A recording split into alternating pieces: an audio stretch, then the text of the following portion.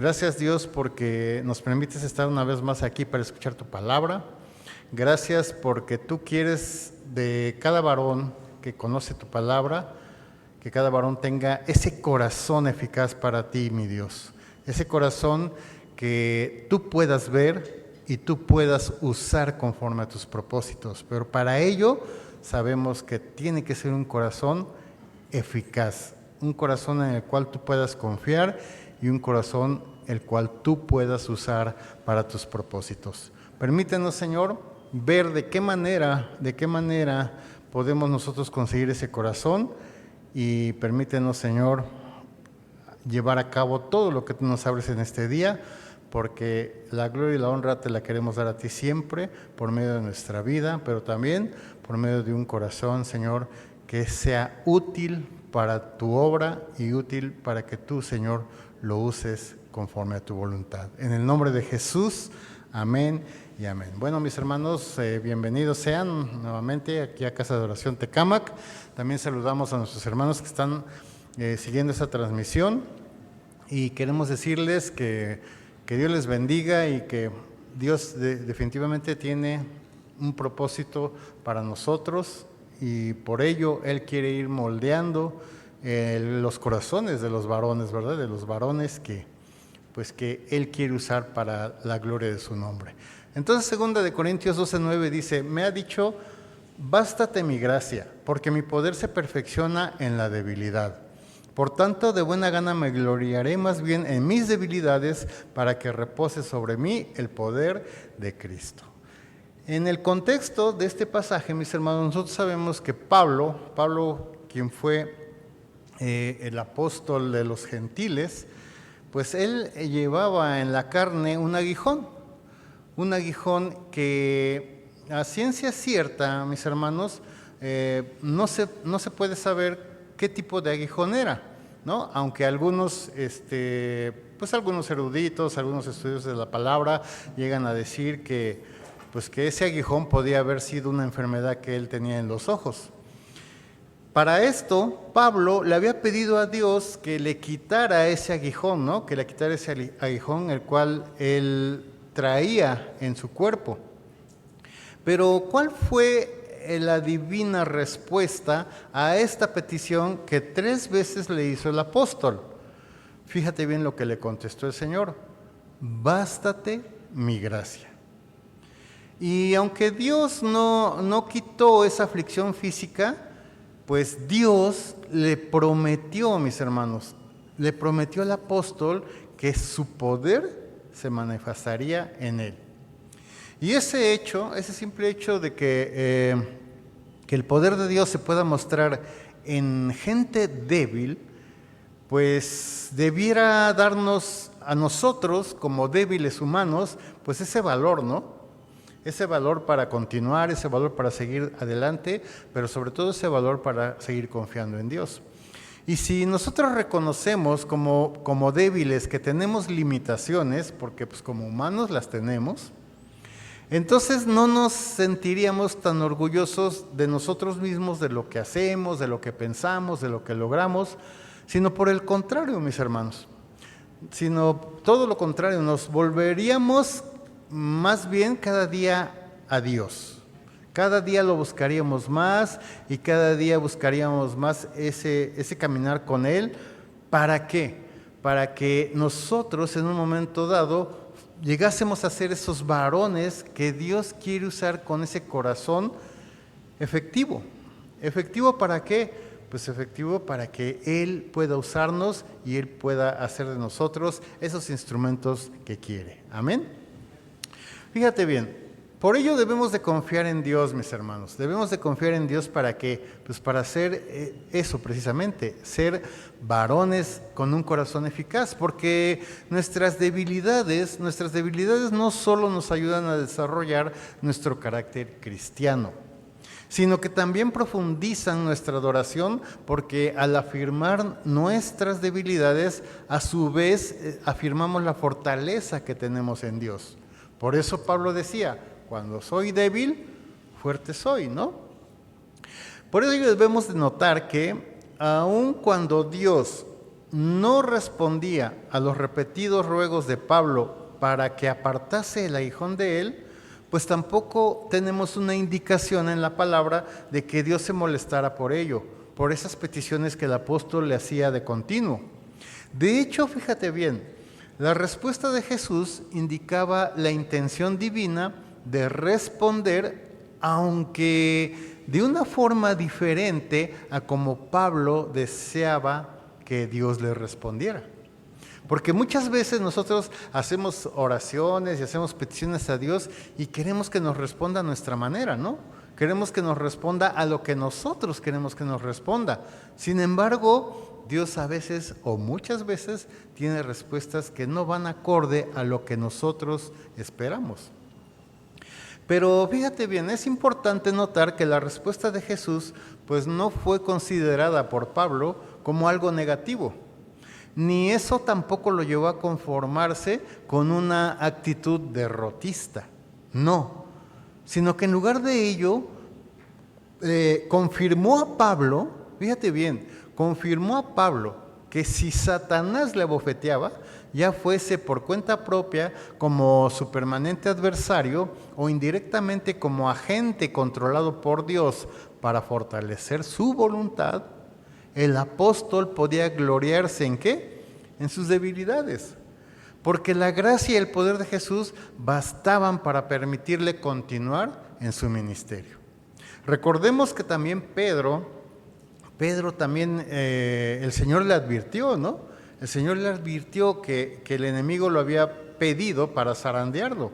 Pues lo mismo estaba sucediendo o podía suceder con el apóstol o con cualquiera de nosotros. Pero fíjate bien lo que sigue a continuación. Ni el aguijón, ni ningún emisario de Satanás, ni ninguna prueba de Dios harían que Pablo abandonase el ministerio. De ahí que podía gozarse Pablo en sus debilidades, porque cuando era débil, entonces era fuerte en el Señor. Pero ¿qué es lo que Dios quería entonces del apóstol Pablo? ¿Qué es lo que quería del apóstol Pablo? Bueno, fíjate bien, lo que Dios quería del apóstol Pablo es algo que también quiere de ti y de mí el día de hoy. Pues Dios quería sin lugar a dudas prepararlo en su corazón. Prepararlo para que él tuviera un corazón eficaz para Dios. Pero ¿cómo entonces puede un hombre tener un corazón eficaz para Dios? Bueno, pues fíjate bien, vamos a ver lo que dice Mateo 22:37 y de ahí vamos a partir para ir viendo cómo es que Dios va preparando a su pueblo y sobre todo a los varones para que tengan ese corazón eficaz delante de Él. Vamos a ver lo que dice Mateo 22:37. Mateo 22:37 dice textualmente: Jesús le dijo, amarás al Señor tu Dios con todo tu corazón y con toda tu alma y con toda tu mente. Bueno, pues aquí la palabra eficaz, hermano, denota algo que produce el efecto deseado. Por eso es que Dios quiere un corazón eficaz de cada uno de los varones. Y sin lugar a dudas, mi hermano, un corazón eficaz para el Señor, como lo dice aquí la palabra, lo que acabamos de leer, es y será todo corazón que ame a Dios por sobre todas las cosas. Eso es lo que está diciendo aquí la palabra. Y el uso de estos términos, corazón, alma y mente, pues no están dirigidos a citar diferentes facultades que como humanos tenemos, sino que están dirigidos precisamente a subrayar la integridad del tipo de amor que es requerido por Dios. ¿Y cuál es ese tipo de amor? Pues como lo acabamos de leer, el de amar a Dios con todo nuestro ser. Amén. Ahora, ¿cuáles podrían ser, mis hermanos? ¿Cuáles podrían ser las características de un corazón eficaz para Dios? Bueno, pues aquí es donde comienza un listado de cosas que podemos hacer, o que debemos hacer, mejor dicho, para que Dios encuentre en cada varón un corazón eficaz para él, ¿no? Y bueno, hay varias características que podríamos enumerar. Por ejemplo, podríamos empezar con una característica que es un corazón alegre y sincero. Y para ello te voy a invitar, mi hermano, que me acompañes a Hechos, capítulo 2, versículo 46. La carta de Hechos, capítulo 2, versículo 46. Vamos a ver lo que dice aquí la palabra. Dice: y perseverando unánimes cada día en el templo y partiendo el pan en las casas, comían juntos como con alegría y sencillez de corazón. ¿Sí? Entonces, ¿cómo debe de ser un corazón que es efectivo o eficaz para Dios? Alegre, sencillo y sincero, ¿no? Entonces, fíjate bien, el celo de la iglesia de Jerusalén en la adoración y el amor fraterno que se estaba llevando a cabo, ¿cómo fue, mi hermano? Pues aquí dice que fue tan contagioso que hicieron de esa iglesia una iglesia saludable y una iglesia llena de amor. ¿Y esto qué creen que es lo que provocó? Pues esto precisamente fue lo que provocó el crecimiento en cantidad de discípulos de esa iglesia.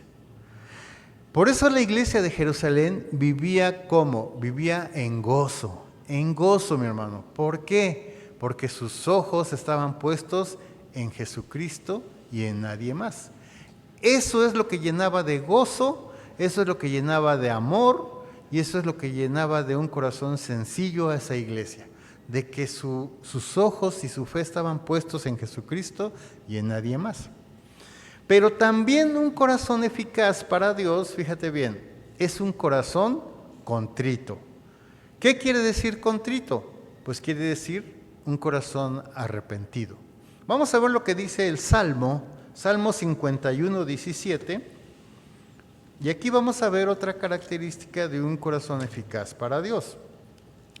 Salmo 51, 17 dice, ¿lo tenemos? Amén. Salmo 51, 17 dice, los sacrificios de Dios son ¿qué? El espíritu quebrantado. Y luego dice, al corazón contrito y humillado, no despreciarás tú, oh Dios. ¿Qué es lo que quiere Dios de nosotros? Pues quiere también de nosotros un espíritu quebrantado, pero también un corazón contrito, o sea, un corazón arrepentido. Dios, mis hermanos, nunca se complacerá mediante nuestras acciones externas, pero por muy buenas que sean estas, pues no vamos a poderlo complacer si la actitud interna de nuestro corazón no es la correcta. ¿Tenemos entonces acaso la intención sincera de apartarnos del pecado? Bueno, pues fíjate que esta clase de humildad es de la que Dios se agrada. Si nosotros realmente nos apartamos del pecado, Dios se va a agradar de ti y de mí. Por eso un corazón eficaz tiene que ser un corazón que se presente delante de Él de una manera arrepentida, pero también de una manera humilde. ¿Sí? Vamos a ver entonces otra característica de un corazón eficaz. Un corazón eficaz es también un corazón iluminado. Vamos a ver lo que dice segunda de Corintios, la segunda carta a los Corintios, en el capítulo 4, segunda de Corintios, capítulo 4, vamos a ver lo que dice el versículo 6. Segunda de Corintios 4, 6. ¿Lo tenemos, mi hermano? Bien, dice la palabra de Dios. Porque Dios, que mandó que de las tinieblas resplandeciese la luz, es el que resplandeció en nuestros corazones. ¿Para qué? Para iluminación del conocimiento de la gloria de Dios en la faz de Jesucristo. Entonces, un corazón iluminado, ¿qué es? Pues es un corazón que tiene conocimiento de la gloria de Dios en la faz de Jesucristo. Por eso la iluminación del conocimiento de la gloria de Dios, mis hermanos, tiene que ver sin duda con el conocimiento de su palabra. Por eso la luz se expresa como conocimiento de la gloria de Dios. Y esto significa conocer que Cristo es Dios encarnado. Porque para que uno se salve, pues debe de entender esto, que la gloria de Dios, ¿en quién resplandeció? En Cristo. En el nacimiento de la creación, mis hermanos, nosotros sabemos que vino la luz, ¿no? Cuando Dios dijo, hágase la luz, llegó la luz. Pero en la nueva creación, Dios hizo resplandecer su luz, ¿en dónde crees? Pues en los corazones humanos. Y el propósito de tal iluminación es compartir, que tú y yo compartamos el conocimiento de Dios. Esta gloria divina, mi hermano, es la que trae precisamente el Evangelio de Pablo. Y es la que nos tiene que llevar también a anunciar ese conocimiento que tenemos de Dios a todas las naciones. Por eso Pablo, al tener esa luz, él compartía del Evangelio. A pesar de todo lo que él pasaba, él no se rendía. Él seguía teniendo un corazón eficaz para con Dios. Pero también un corazón eficaz, mi hermano, es un corazón limpio. Un corazón limpio. Acompáñame al Salmo 73:1. Vamos a ver lo que dice el Salmo 73:1. Para seguir viendo este listado y que tú y yo vayamos viendo y aprendiendo qué es lo que tenemos que hacer para poder tener un corazón efectivo para Dios. Salmo 73:1 dice así la palabra. ¿Lo tenemos? Salmo 73:1 dice, ciertamente es bueno Dios para con Israel. Y fíjate lo que dice a continuación, ¿para con quiénes? Los limpios de corazón. Los limpios de corazón. Esta palabra, los limpios de corazón, es clave para la visión del salmista. Y muestra, mi hermano, la importancia de actitudes en comparación con las circunstancias. La palabra corazón se usa 6 veces en este salmo y el estado del corazón determinará, sin duda determinará la dirección de la vida de los hombres. Por ello, ¿qué mejor que esa dirección sea siempre hacia quién? Hacia Dios.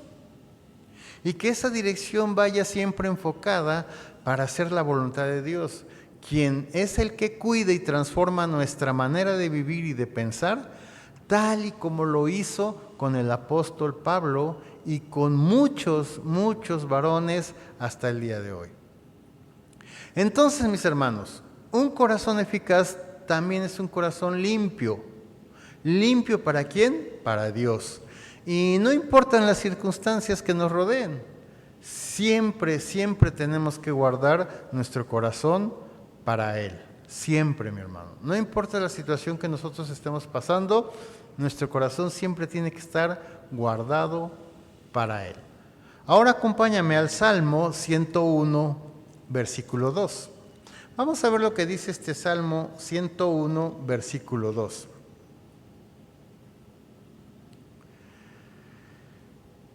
Salmo 101, 2. Dice la palabra, entenderé el camino de la perfección cuando vengas a mí. En la integridad de mi corazón andaré en medio de mi casa. ¿Cuál sería otra característica de un corazón?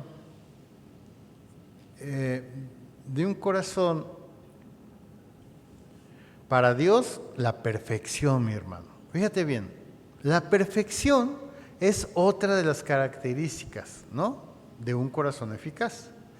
Y el rey David, aquí en este salmo, sabía que si quería andar por el camino de la perfección, ¿qué es lo que ¿qué es lo que necesitaría? Pues necesitaría la ayuda de Dios.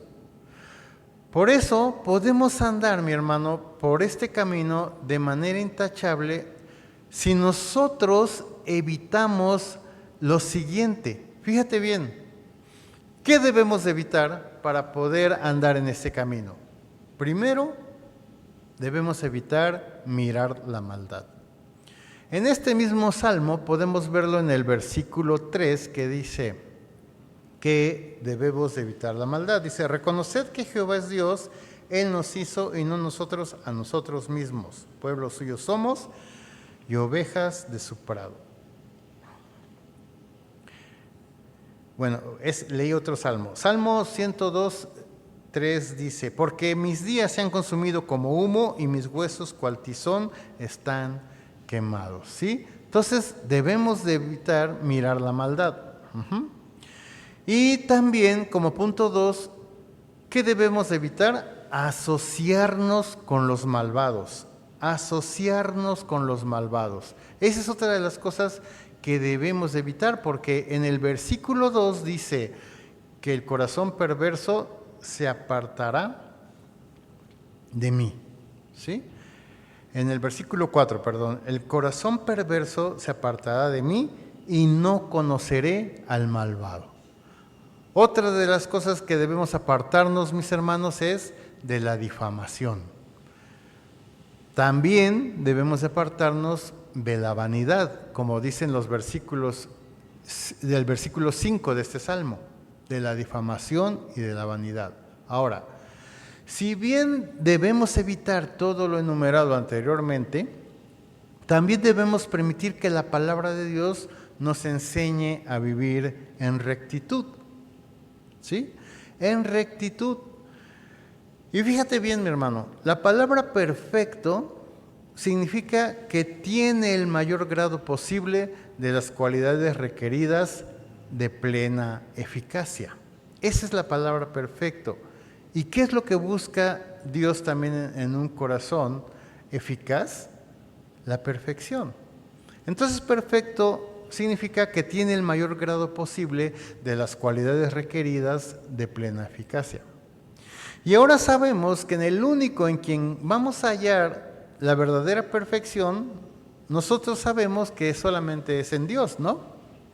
Sin embargo, fíjate bien, Dios quiere que busquemos esa perfección en Jesucristo, su Hijo amado.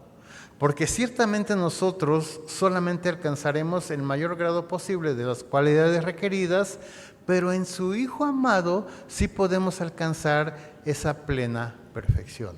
Amén. Ahora, fíjate bien, vamos a ver lo que dice Proverbios 10:8.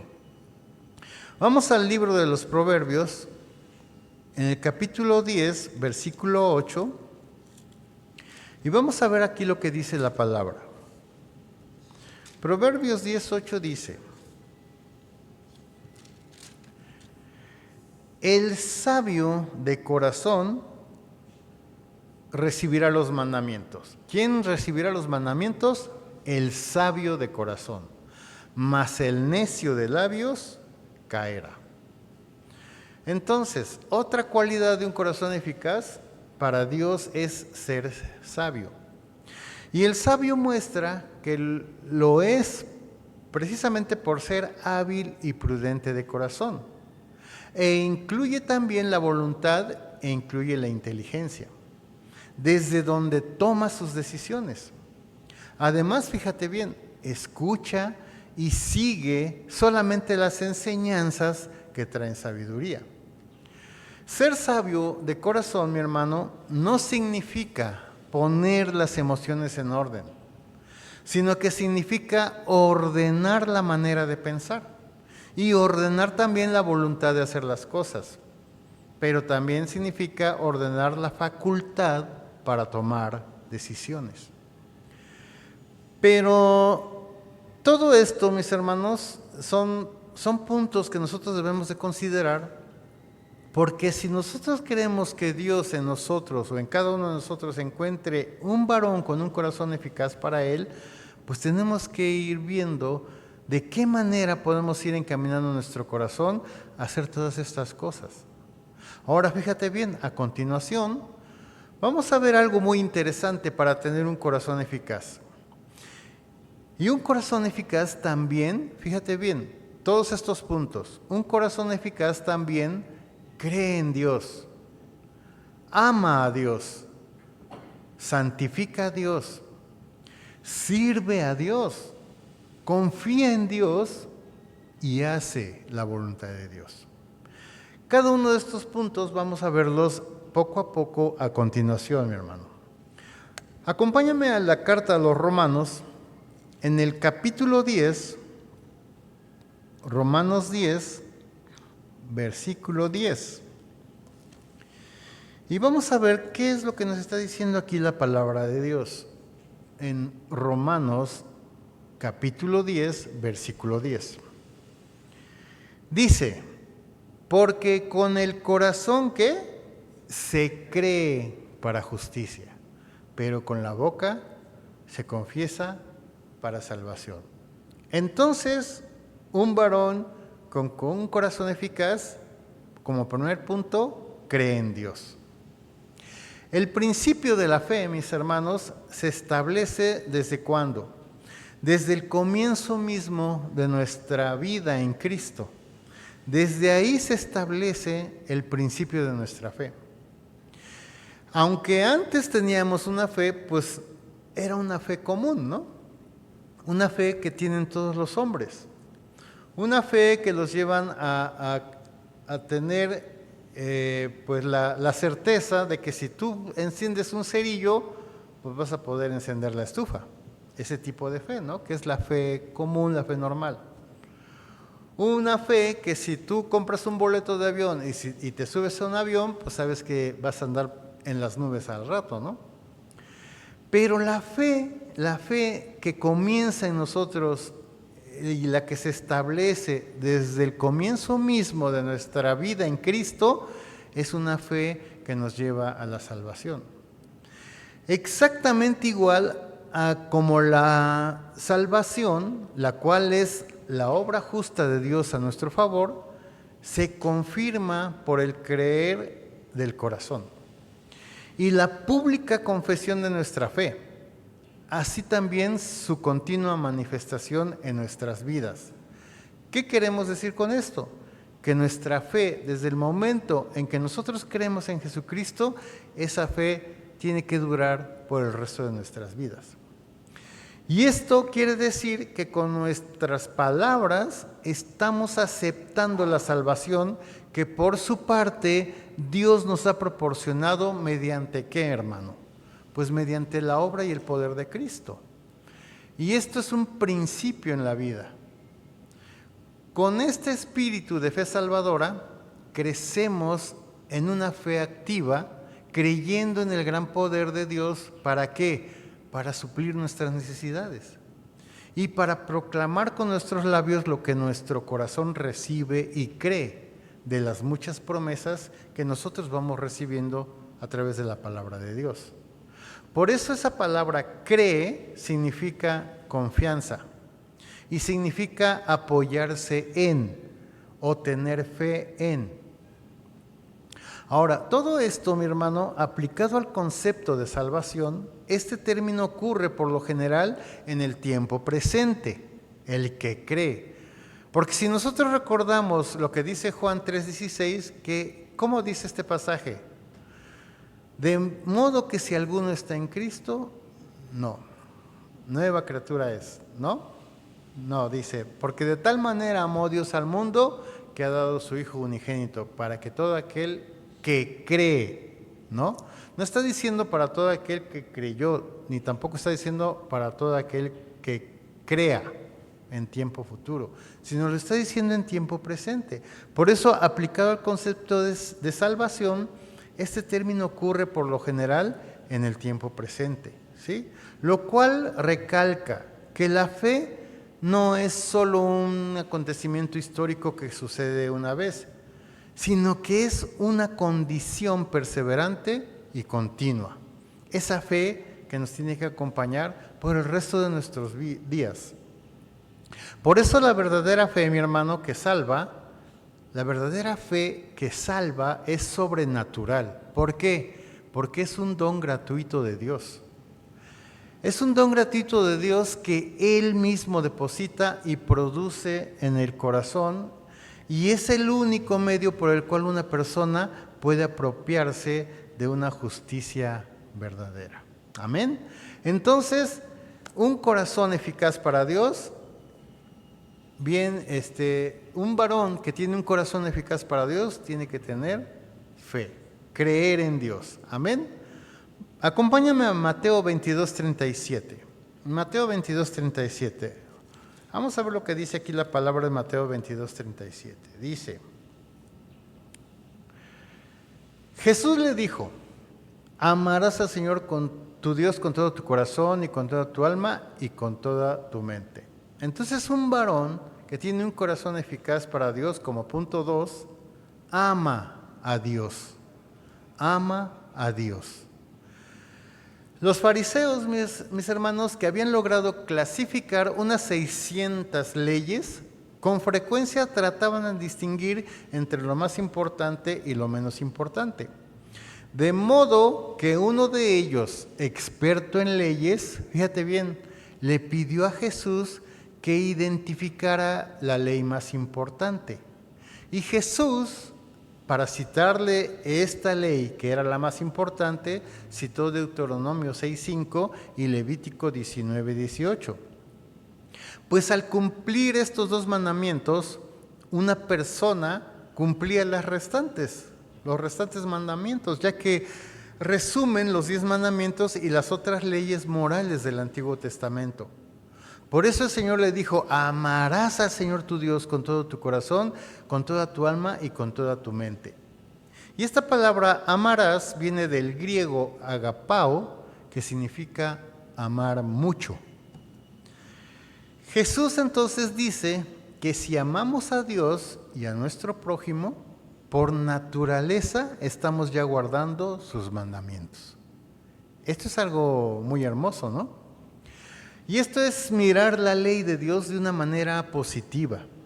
Y en vez de estar preocupándonos de lo que no podemos hacer, entonces mejor debiéramos concentrarnos en aquello que sí podemos hacer para mostrar que amamos a Dios y que amamos también a nuestro prójimo. En eso es en lo que nos tenemos que estar concentrando, mi hermano. ¿Para qué? Para amar a Dios. Y sabemos que amando a Dios también amamos a nuestro prójimo. Amén. Acompáñame a Primera de Pedro 3:15. Primera de Pedro 3:15. Vamos a ver rápidamente lo que dice Primera de Pedro 3:15. Primera de Pedro 3:15 dice: sino santificad a Dios el Señor en vuestros corazones, y estad siempre preparados para presentar defensa con mansedumbre y reverencia ante todo aquel que os demande razón de la esperanza que hay en vosotros. Entonces, como punto número 3, un varón con un corazón eficaz para Dios santifica a Dios. Ese sería el tercer punto. Aquí es como si leyéramos: aparten a Cristo como Señor en sus corazones, ¿no? Por la palabra santifica. Aparten a Cristo como Señor en sus corazones. El corazón, mis hermanos, fíjate bien, el corazón es el santuario en el que Dios prefiere ser adorado. Si nosotros vivimos en comunión íntima y sumisos al Señor en obediencia y amor a Él, pues no vamos a tener nunca nada que temer. Por eso la palabra santificar, que viene del griego hagiazo, significa hacer santo, significa purificar, significa consagrar y significa venerar. Santificar entonces, mi hermano, significa reconocer y mostrar que Dios es el único a quien hay que temer y del que hay que esperar nuestra salvación. Santificar lleva la idea de una transformación interior que se va efectuando gradualmente, y lo cual va a dar como resultado la pureza, la rectitud moral y los pensamientos santos y espirituales que se expresan, mi hermano, en una vida externa de bondad y piedad. Pero el significado más profundo sería el de consagración a Dios. ¿Sí? Consagración a Dios. Eso es lo más importante, que tú y yo podamos consagrarnos en nuestra totalidad a nuestro Dios. Ahora acompáñame a Deuteronomio 26, 16. Deuteronomio 26, 16. Vamos a ver lo que dice aquí la palabra de Dios. Deuteronomio 26, 16.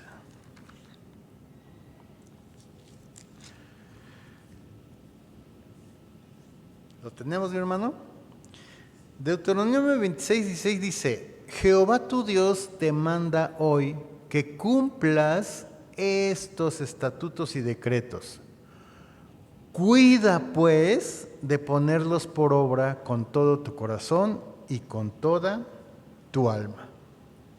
Entonces, un varón con un corazón eficaz para Dios, como punto número 4, le sirve a Dios. Amén. Como punto número 4, le sirve a Dios. Entonces, ¿qué tenemos aquí? Fíjate bien, en los versículos 16 y 19 concluyen la explicación de Moisés acerca de las estipulaciones de la ley. Y está llamando al compromiso total por parte de Israel a su Señor, pero también a sus mandamientos. Y estos versículos, mi hermano, son vistos como la ratificación formal del pacto sinaítico entre el Señor y la segunda generación de Israel, quienes al aceptar estos términos de este acuerdo, reconociendo que el Señor es su Dios y prometiendo obediencia de todo su corazón, más el deseo de escuchar siempre la voz de Dios, se les aseguró con esto a todo ese pueblo de Israel que estos eran el pueblo escogido de Dios y los escogidos por encima de todas las demás naciones para recibir sus bendiciones y el llamado para testificar de su gloria a todo el mundo. Todo esto lo tenía que haber hecho el pueblo de Israel. Sin embargo, nosotros sabemos que ese pueblo, ¿cómo se volvió? Se volvió rebelde para Dios, ¿no? Por eso al día de hoy, mi hermano, Dios quiere que los varones de hoy en día tengamos un corazón eficaz para Dios a través del servicio, a través de servirle. Ahora, fíjate bien, aquí en esta cita que acabamos de leer dice: cuida pues de ponerlos por obra. Y ese poner por obra, que viene del hebreo asá, significa hacer, significa actuar, significa andar, disponer y edificar. Todo eso tiene el significado de servirle a Dios. Entonces, si tú le estás sirviendo a Dios o quieres iniciar a servirle, pues debes de saber que poner por obra lo que Dios te está mandando es hacer, actuar, andar, disponer y edificar. Y esto es servirle a Dios, mi hermano. Y es primero también reconocerlo como nuestro Dios y luego obedecerlo, oírlo y predicar su palabra. La palabra obra tiene 3 usos principales y están esencialmente relacionados, hermanos, con las obras de Dios. Las obras de Cristo, pero también las obras del hombre en relación a la fe. Y en el Antiguo Testamento, las obras de Dios, fíjate bien, ¿cómo se presentan? Se presentan como pruebas de su supremo poder, de su suprema autoridad, suprema sabiduría y benevolencia. Así es como el Antiguo Testamento presenta las obras de Dios. Pero en el Nuevo Testamento, las obras de Cristo revelan que Él es el Mesías y que Él es el Hijo de Dios y que lleva a Él un claro propósito de revelar su mesiasgo y su deidad. ¿A fin de qué? A fin de inducir a todas las personas a la fe. ¿A la fe en quién? A la fe en su persona, en la persona de Cristo. El creyente, por su parte, también muestra por sus buenas obras la actividad divina dentro de sí. Y esas buenas obras, mi hermano, por consiguiente, son pruebas de una fe viva. Y es lo opuesto a lo que otros afirman, que son salvos por la fe sola, pero sin obras, como dice Santiago 2:14, ¿no? Y entonces, ¿qué es lo que debe de hacer un hombre con un corazón eficaz para Dios? Debe de servir a Dios. Ahora quiero que me acompañes a Proverbios 3:5 y vamos a ver lo que dice la palabra en Proverbios 3:5. Proverbios 3:5, vamos a ver lo que nos dice aquí la palabra de Dios. ¿Lo tienes, mi hermano? Dice, fíate de Jehová de todo tu corazón. Fíate de Jehová de todo tu corazón y no te apoyes en tu propia prudencia.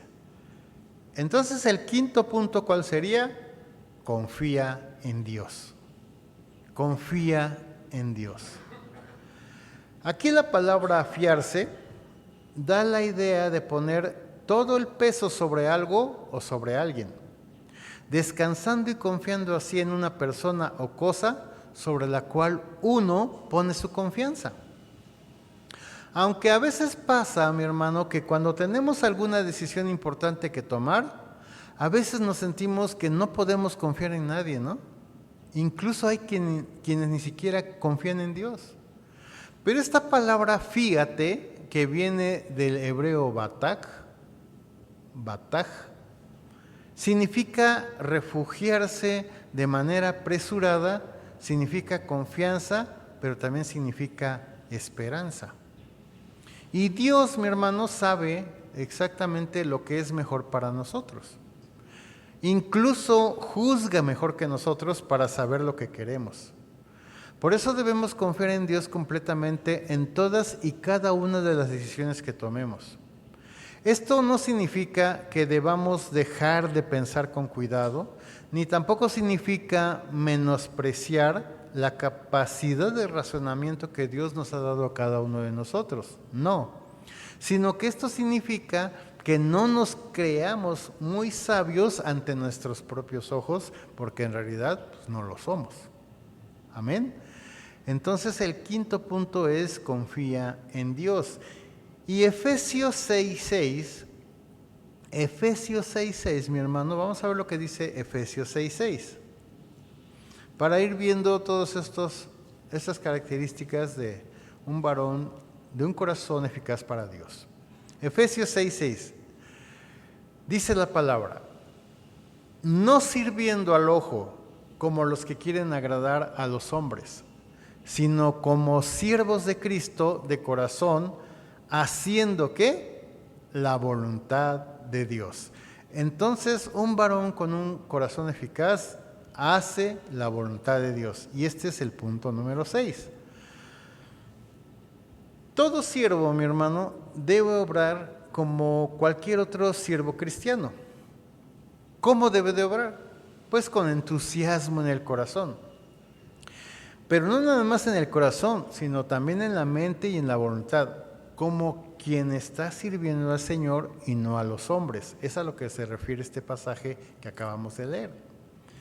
Y la convicción de todo obrero cristiano, mi hermano, es que cada una de las piezas de trabajo que produce, fíjate bien, debe de ser lo suficientemente buena como para mostrarla a Dios.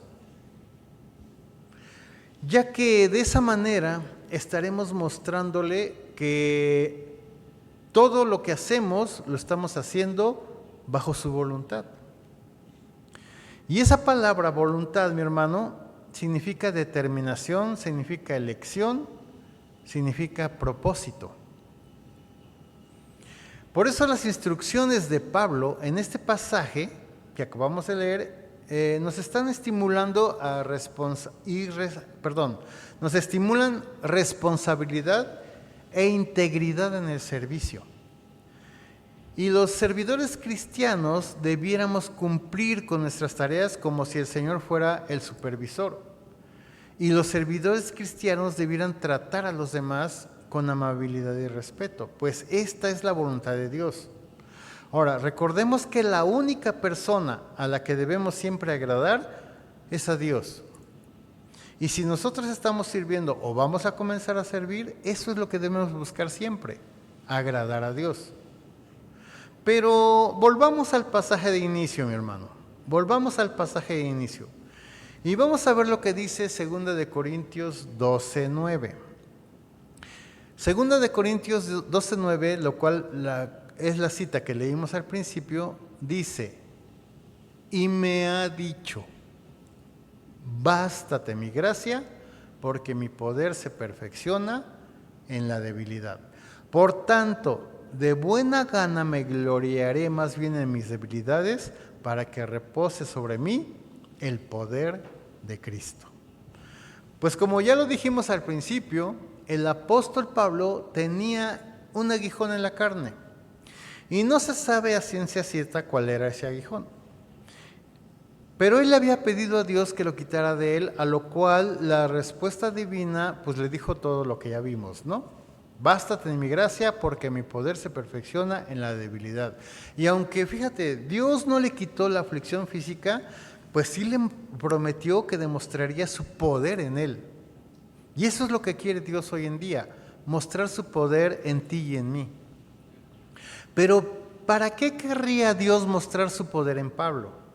Bueno, Dios, fíjate bien, hermano, Dios cuando nos toma en sus manos, primeramente es para hacernos sus hijos.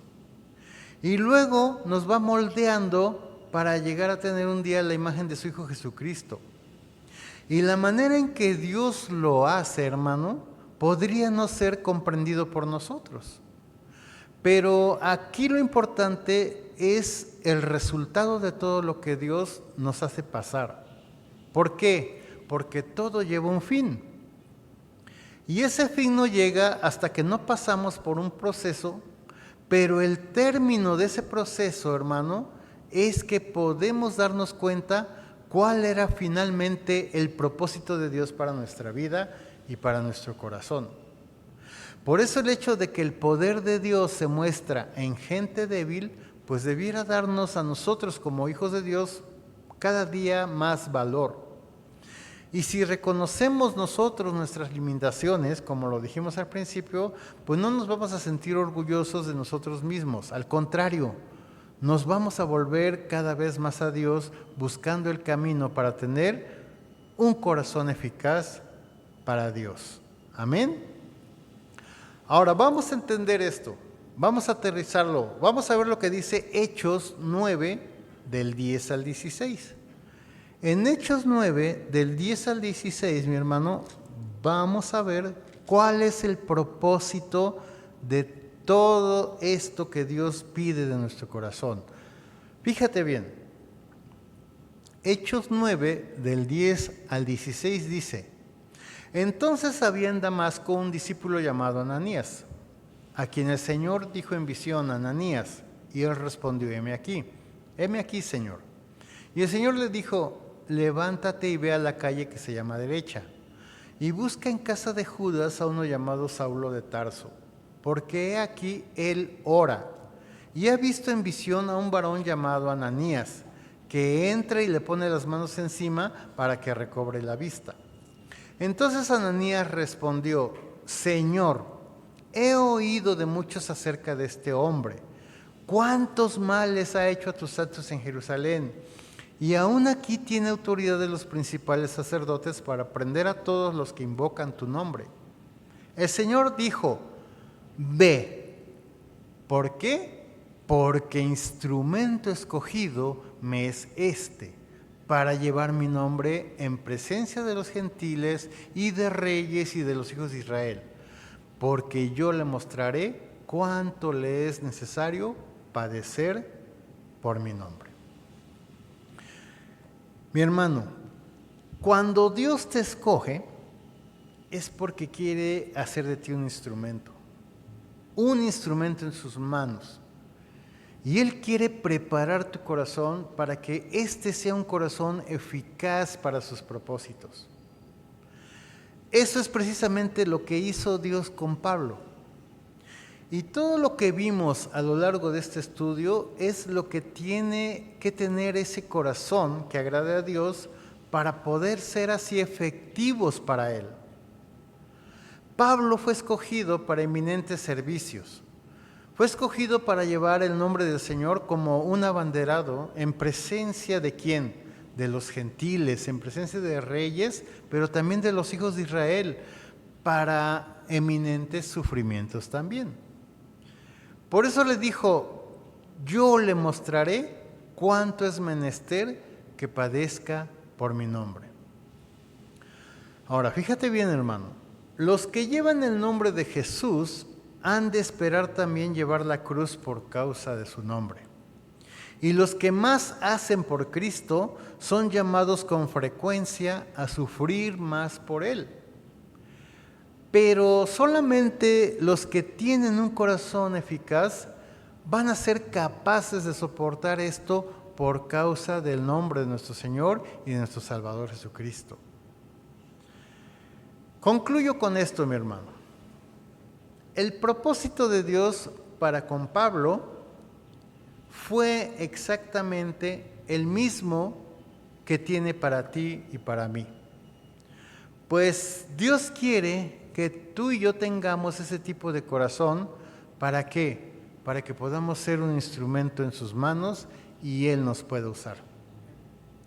Y para podernos enviar a hacer lo que Él quiere que hagamos. Dios quiere prepararnos, hermano.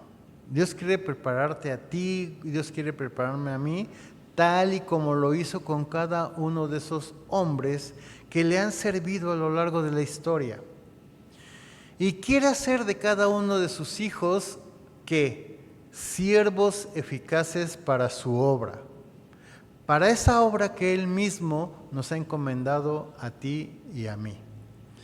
La pregunta aquí es, mi hermano, ¿quieres tú también tener un corazón eficaz para creer en Dios, para amar a Dios, para santificar a Dios, para servir a Dios, para confiar en Dios y hacer su voluntad?